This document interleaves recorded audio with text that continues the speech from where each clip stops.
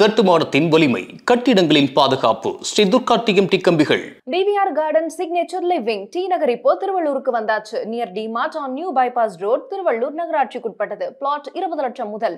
Contact 9955511814.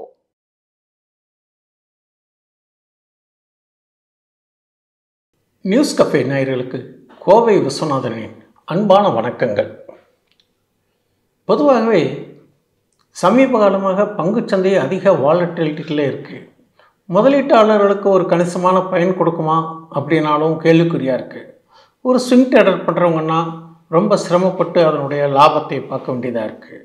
சரி, இந்த மாதிரி நேரத்தில் இன்ட்ராடே ட்ரேடிங் அப்படின்னு பண்ணுறோம் அப்படின்னா இன்ட்ராடே ட்ரேடிங் குவைட் கான்ட்ரரியாக இருக்குது. நம்மளுடைய கான்செப்ட்னா சில விதிமுறைகள்லாம் இருக்குது ஸ்டாக் மார்க்கெட்டில்.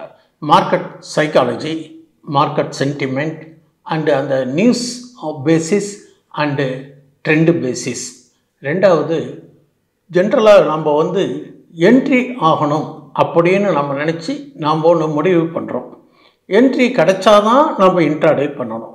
சரி, இப்போது இந்த பதிவில் நான் சொல்லக்கூடிய கருத்துகள் எல்லாமே ஒரு விழிப்புணர்வுக்காகவும் ஒரு வழிகாட்டலுக்காகவும் கற்பித்தலினுடைய நோக்கத்திற்காக மட்டும்தான் தெரிவிக்கிறேன். இதில் சில உதாரணத்துக்கு சில பங்குகளினுடைய ஏற்ற இறக்கங்கள், அதனுடைய நிலைமை இதெல்லாம் பார்த்து நாம் ஆராய்வதற்காகவும், ஒரு ட்ரெண்டுன்னு சொல்கிறோம் பார்த்தீங்களா, இந்த ட்ரெண்டு பேசிஸில் கடந்த சில மாதங்களில் எப்படி இருக்குது, ஏன் இப்படி வந்திருக்கு, இது எப்போ ஆகுமா, இது ஆகாதா, முதலீட்டாளர்கள் இதுக்கு எப்படி விழிப்புணர்வாக செயல்பட வேண்டும், இந்த மாதிரியான சில நிகழ்வுகளுக்கான ஒரு கருத்து பதிவு தானே தவிர இது பரிந்துரை எதுவும் இல்லை என்பது என்னுடைய கருத்து. ஓகே, இப்போ நம்ம ஒரு இன்ட்ராடே பண்ணணும் அப்படின்னு கேட்டால் அதுக்கு அந்த ப்ரீவியஸ் டேட் இஓடி நமக்கு நல்லா தெரிஞ்சிருக்கணும்.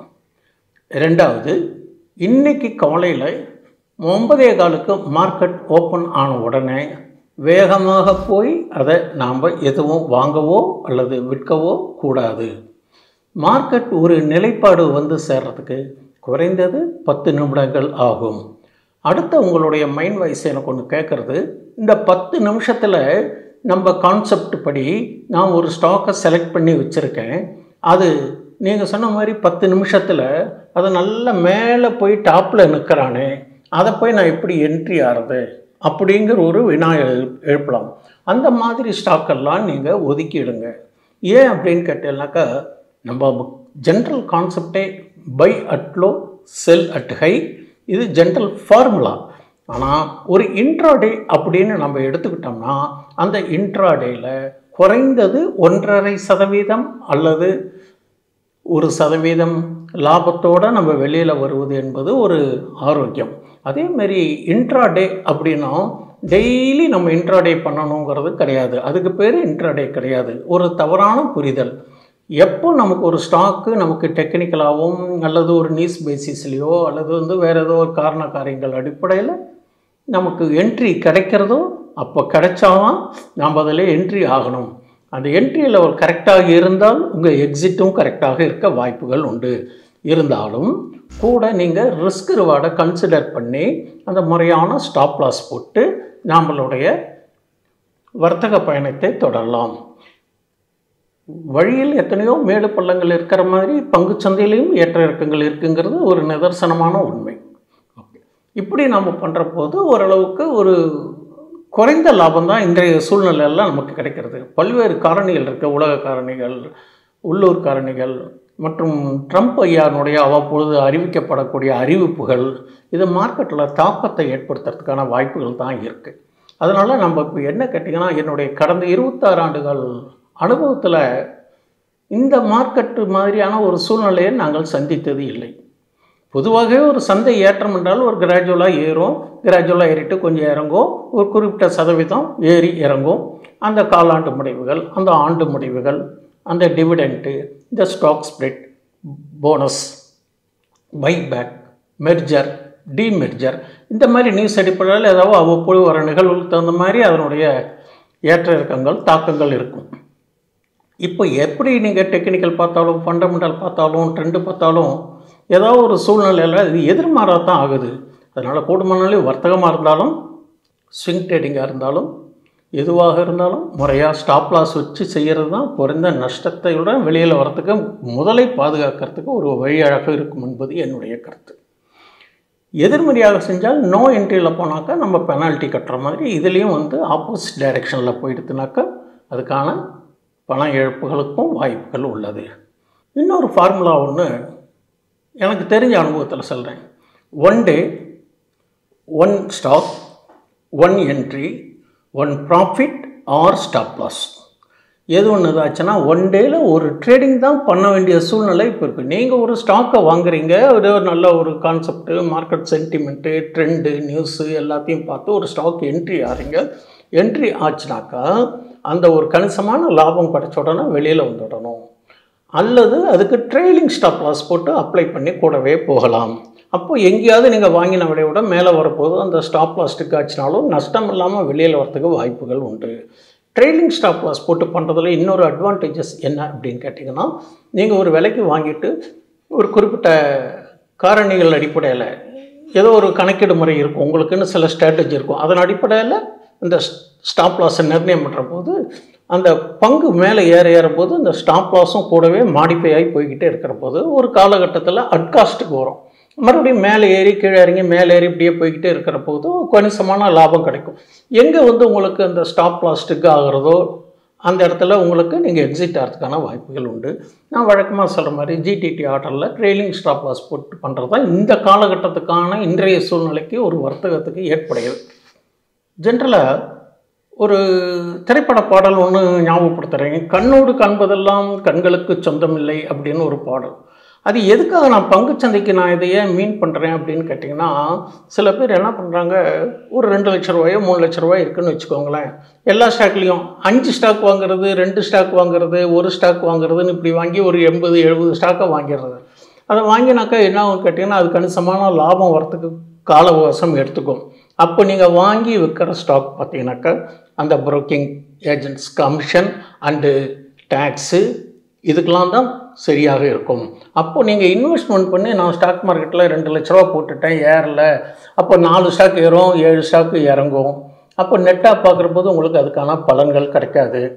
ட்ரேடிங் மெத்தடாலஜி கரெக்டாக ஃபாலோ பண்ணணும், முறையாக கற்று முறையாக அதுக்கான வழிமுறைகளை பின்பற்றினா தான் இந்த பங்குச்சந்தையில் இன்றைய காலகட்டத்தில் ஏதாவது கொஞ்சம் பெரிய லாபம் இல்லைனாலும் நஷ்டம் இல்லாமல் ஒரு குறுகிய லாபத்தில் எதிர்பார்த்து வரதுக்கான வாய்ப்புகள் இருக்குது.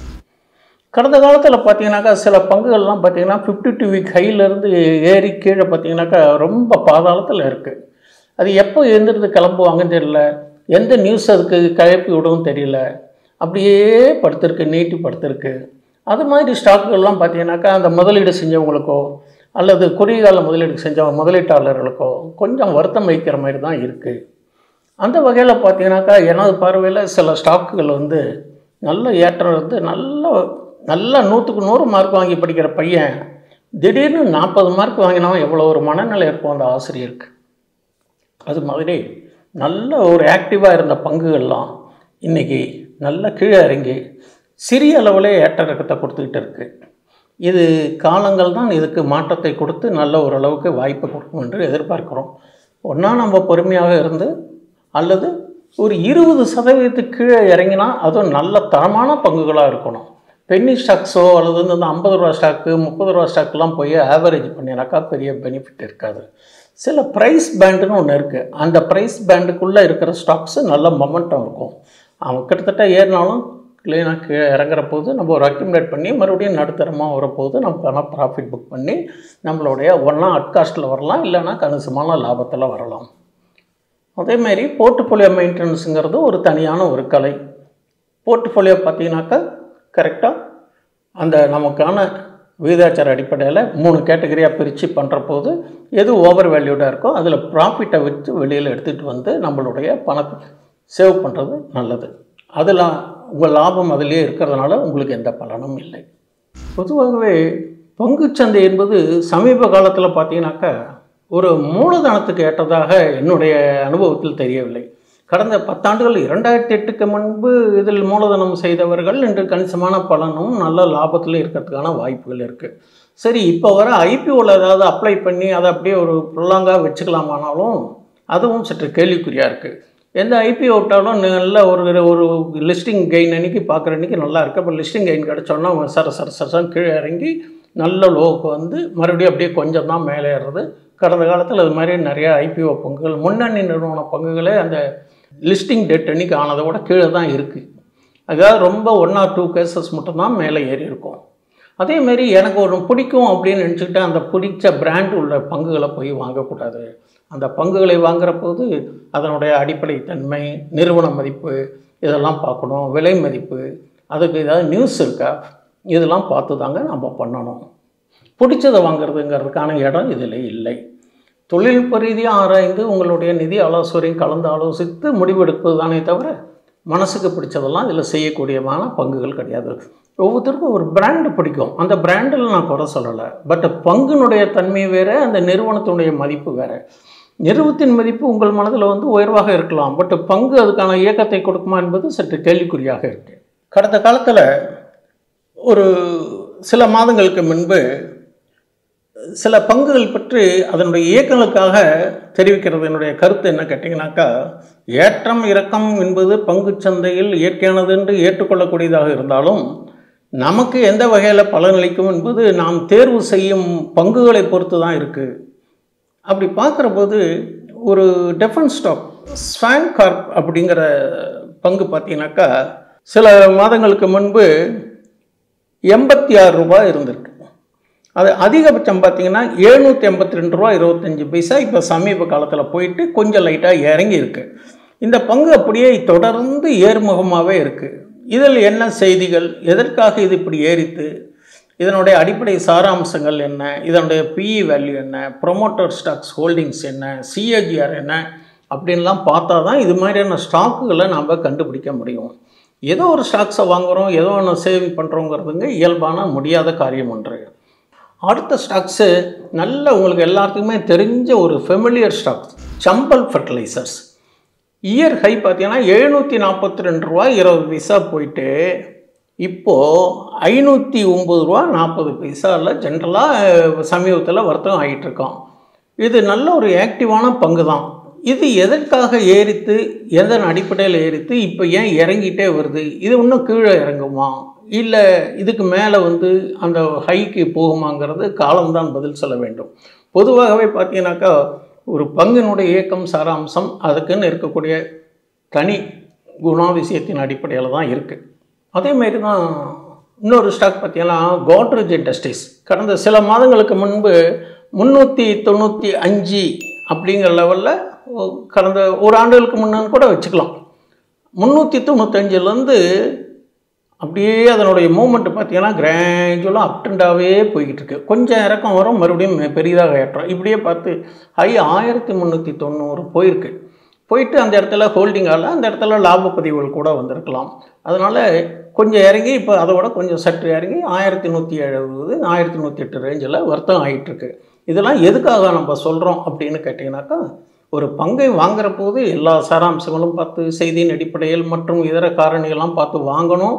இப்படியே மேலேயும் போயிருக்கு, அதே மாதிரி மேலேருந்து கீழேயும் வந்திருக்குங்கிறதுக்காக ஒரு ஒப்பாய்வுக்காக தெரிவிக்கப்பட்டனாலே தவிர இந்த ஸ்டாக்கை வந்து எந்தவித பரிந்துரையும் நான் செய்யவில்லை என்பதை தெரிவித்துக் கொள்கிறேன். மீண்டும் அடுத்த பதிவில் சந்திப்போம். வணக்கம். இந்த வீடியோ உங்களுக்கு பிடிச்சிருந்தா லைக் பண்ணுங்க, ஷேர் பண்ணுங்க, கமெண்ட் பண்ணுங்க, மறக்காம பெல் பட்டனை கிளிக் பண்ணிட்டு சப்ஸ்கிரைப் பண்ணிடுங்க.